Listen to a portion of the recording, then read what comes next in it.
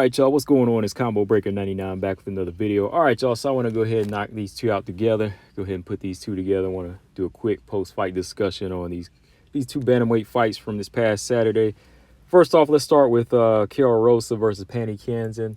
My thoughts on this fight, pretty much went the way I felt it was going to go. Of course, like I said, I was rooting for Pannie, but I felt like Karol Rosa had more I feel like she had more tools and she had more of a solid game plan, especially with the styles. Pannie Kansas is going to come in as more of a boxer, whereas Karol Rosa is going to be more of a kickboxer. She's going to throw combinations. She's going to end combinations with her leg kicks. And if she wants to, she can take you to the ground as well. She still has that. But she didn't even really use that. Plan until the third round. But I mean, when it came down to her offense was just too much. And I said, you know what? I got to go with Karol Rosa in this one. I think she's just too much of a brawler, too hard a hitter right now.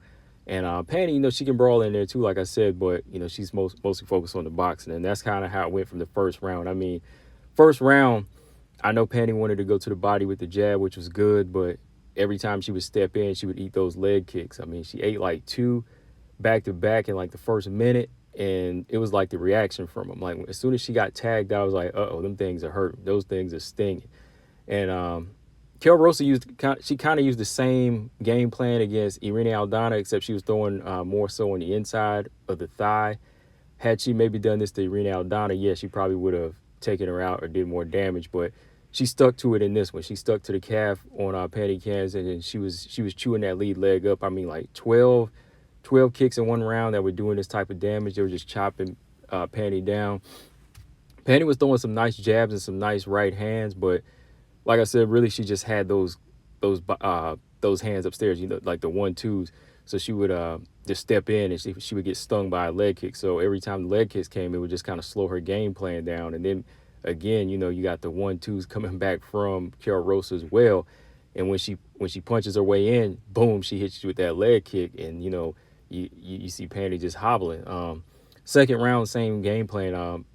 Karol Rosa was just turning it up, hitting with more of those leg kicks. And I thought at one point Pannie was about to go down. She had to keep switching stances a couple of times, but she'd go right back and start throwing that jab to the head and body. But when she would throw it, she would get stung. She would get stung by a leg kick and then a right hand upstairs. And I believe there was a elbow too, man. Like at one point, I thought that Karol Rosa was about to get the finish when they went into the cage, and Pannie's back to the cage, looked like she was hurt from a couple of leg kicks. She ate like an elbow to the head, and she just started leaking, man. She was drenched, and that's where Karol Rosa just teed off on her, let another combination go, hit her with a couple elbows, and I mean, Pannie, I don't know what was keeping her up. I mean, it was the warrior's heart. It was the warrior's heart. Even in going into the third round, she was just still in this fight, as far as her stance, eating those leg kicks. Karol Rosa probably could have got the finish, but after she hurt Pannie at one point, she just went into a clinch mode. She went into clinch mode and started trying to muscle and maul Pannie more so than land clean shots. So she kind of took away her own opportunity for a finish. But other than that, it was a 30-27 fight. I mean, it was bloody action. That's what you expect from a Karol Rosa fight now. But I think Pannie Kianzad just didn't have enough as far as tools, just boxing upstairs, but no solid game plan as far as kicks, no lateral movement. Because every time she would step in, she would get hit with a leg kick. She didn't step to her right to avoid the leg kicks, or she didn't bully Karol Rosa back, as to avoid Karol Rosa setting her feet. Because the more she stayed on the outside, Karol Rosa could just set her feet and unload those heavy baseball bats. You know what I mean? So she kind of took away her own offense. Pannie did. So from here, man, that's a 30-27. Karol Rosa, after bagging this win and losing the close fight to Irene Aldana, maybe a fight with her and somebody like Miesha Tate, that would be good, just to kind of see where her skills are against a veteran now. I know the last time she fought a veteran like Sarah McMahon, she came up short. But let's see if she can go here and put on another action-packed fight, because that's the only thing I think that's going to keep her alive right now, in the UFC. She's been putting on some good action, some good action-packed fights. So let's put her in there with somebody like Miesha Tate next. As for Pannie Kianzad, This is another loss for her. She lost to Macy Chiasson. She's not really on a level to even beat some of these veterans right now. So I don't even think somebody like Holly Holm versus Pannie would make sense. I think Pannie needs to fight maybe somebody Josiane Nunes. Is maybe this would be her last chance type of thing. Josiane Nunes would be a good style matchup. Maybe somebody like the loser of Karol and GDR, or the loser of this Eileen Perez and Daria Zalesnikova fight, and then that would be kind of like a last fight, to just try to see where she stands, or maybe her and Chelsea Chandler could fight. Chelsea can make 135. That fight would make sense, But right now, I don't really see like Pannie with this improved game right now. She's not really going in the direction of like an Angela Hill, like the ground game's improving, or like even the combinations were improving. Maybe she needs to work with somebody like Angela Hill to kind of improve her kick game and her Muay Thai game, instead of just being a pure boxer. But yeah, that's what I think of that fight as far as the result. I thought it was good. I thought it was an action-packed fight. That's what I expect from Karol Rosa now. Moving on to the bantamweight fight between Yana Santos, or bantamweight fight. Yana Santos and Chelsea Chandler. Shout out to Chelsea, man. I'm still cool with it, but man, this is a rough one right now. I don't know what path Chelsea's going to be able to take from here if she's having this trouble making 135. I know I mentioned it to her before. When they first signed her, I was kind of thinking like, are they going to move? Are they going to move these fighters to a 145 pound division, or are they going to try to keep you at 135? And I'm like, oh, this is going to be hard. This is really going to be hard because she's more of a featherweight. And same goes for like Macy Chiasson, like fighters like that. And it took a while for even like Macy. Macy's missed weight a few times. And, Chelsea, she's missed weight about every time now, right, for 135. So it's kind of a rough, it's going to be a rough path moving on from here. Like if she can't make bantamweight, they might cut her. And, her better path might be, somewhere like PFL, or Bellator. There you got featherweight and lightweight. I know the UFC sounds tantalizing, but, if they don't have a featherweight division, it's going to be hard. It's going to be hard. And, Yana Santos took it hard, 5 pounds over. That is heavy. That really is heavy. But I was picking Chelsea. I thought that weight advantage and, maybe the size and power would have played in. I thought that would have all came into play. But shout out to Yana, man. I mean, this is the best Yana's ever looked to me. Like, for real. Like, this is the best I've ever seen Yana look. I've been covering her fights for a minute. I thought Yana, did really well as far as her lateral movement this time. Like, her movement and, her kicks and her punches off of her movement. They just seemed sharper. It just seemed like she really been working on her stand-up game. Like, it wasn't really a lot of pity pat. There was some vicious shots here, like in a nice plan of attack. Like the way she was attacking Chelsea Chandler's body, is with the side kicks. I was like, oh, okay, I see what she's doing. Nice side kicks to the body. Then she would get in, get out. She was moving behind a nice jab, and then she was like pumping that straight right hand out. So the first round, I had to give it to her. I thought she was landing some nice inside leg kicks on Chelsea, stepping to the side. Chelsea was a little bit more flat-footed, so all she had to do was just kind of pick her apart in the first round.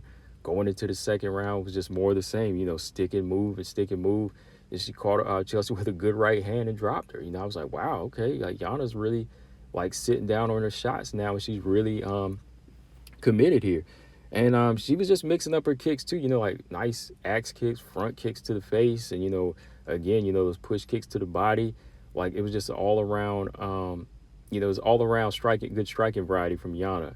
The third round, Chelsea tried to put that pressure on, which is what she really needed to do. Like, is to really Chelsea needed to use her timing. Like every time Yana would step in, she had to try to catch the kick or catch her with a straight left hand. Every now and then she would catch Yana with a good straight left hand, but it wasn't enough. It wasn't enough because, Yana would just step right back and be out.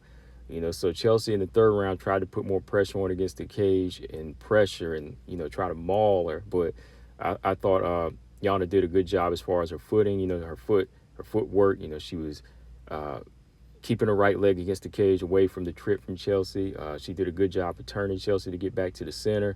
Chelsea tried to finish with some good body shots in the third round, but it was just too far behind. I believe the judges had 29-28.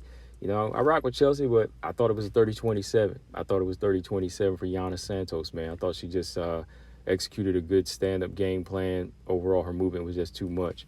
But yeah, man, good win for Yana. You know, it's been a while since I've seen her look like in the win column and, you know, look good like this, you know. So she needed this one. From here, you know, I think Yana Santos, she could step it up, maybe take on somebody like, well, let's see, Irene Aldana, that would be a rematch for her, right? Holly's a rematch for her. Maybe fight the winner of one of these up-and-comer fights, you know, whereas Pannie could fight the loser. She could fight like the winner of Cornell and GDR or something like that. But as of right now, I don't think, you know, Yana's like ready for like the top 5 or 4. I really don't want to see her in there one of those fighters, but maybe somebody in like the middle or want to come up below her, like Avila. I don't know where she's at right now. Who else is there? Irene Aldana. I said, yeah, that'd be like an interesting rematch to see if she could get that back. But yeah, we'll see. You know, we'll see how they match these fighters up from here.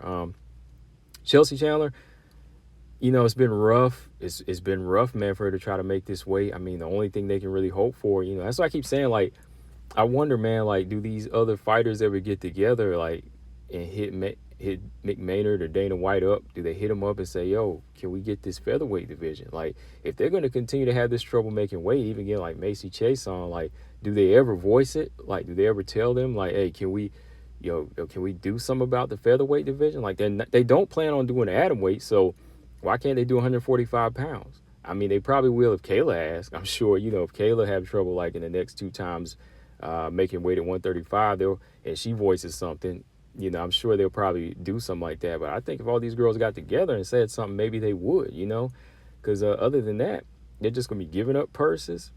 You know, they're going to be just depleting their bodies and just doing more damage to themselves physically and financially, you know. So I don't know, you know, if Chelsea can't make 135, then I don't know how much longer she'll be there in the UFC, you know, if they don't do anything about that. But other than that, you know, I'd say it's just a strict diet. You know, it's a strict game. It's all about the strict lifestyle from here. You know, if she can't do it like on the go like this, it's just got to be a strict diet, strict lifestyle. You know, like Macy Barber said a while back, you know, to make sure she was good at 135 or even to make 115. You know, she noticed when she took certain things out of her lifestyle and her diet, she said, hey, I could make 115 if need be. But, you know, everybody's different. We'll see. You know, Chelsea's getting older. You know, she's a taller, bigger woman. So I'm not sure. You know, I'm not sure. Maybe she needs to, you know, follow something like Macy Chason's been doing. Like she says, hey, she runs 30 miles a week in every camp to get down to 135. So we'll see, y'all. But real quick, let's look at the rankings here. Let's see, because I know some of y'all asked me who do I think would be next for some of these girls. Well, you know, bantamweight right now, it's not really popping like flyweight. So if Yana Santos is number 12 right now, she could probably fight somebody like, let's see, yeah, like I said, GDR Karol, or at number 12, she could, well, dang, Pannie's number 11, she's ranked over her. So, yeah, Pannie could fight down to maybe fight one of these unranked girls, like I think Melissa Dixon and Montserrat, that Montserrat Rendon is fighting. So, I basically say, yeah, I would basically say Yana Santos and Pannie, they need to fight down now. Fight Josiane Nunes is a name, or any of these other girls that are not ranked and they're on the come up. Fight the winner or the loser of any of these girls coming up. You know, they're pretty much going to be like the gatekeepers from there for those girls. That's for Pannie and Yana. As for Karol Rosa, I think a fight with number 8 Miesha Tate, that would be good. All right. But that's all I got on this one, guys. I just wanted to talk about both of these fights in this one video. But yeah, let me know what y'all think. Make sure y'all hit the like button and subscribe. Combo Breaker 99. I'm out. Peace.